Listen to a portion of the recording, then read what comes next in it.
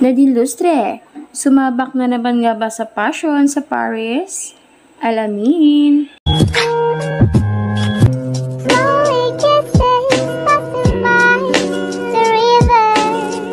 Muli na naman ngang na-proud ang ating Chidin fans dito kay Nadine Lustre nang malaman nga ng ating Chidin fans na napasama nga sa Fashion of the Week ang ating Queen Nadine sa Paris na talaga namang kina-proud ng ating Chidin fans.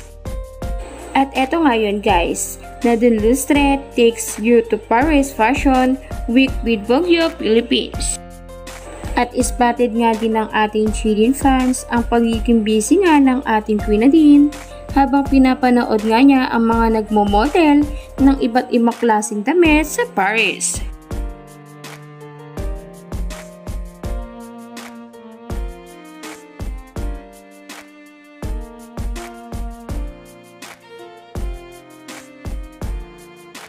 At ngayon nga guys, ay muli na naman ngang na-proud ang ating Chidin fans at mas lalo nga silang na-proud dito kay Nadine Lustre na ipasilip nga ng ating queen ang kanyang pagmamodel or photoshoot sa Paris.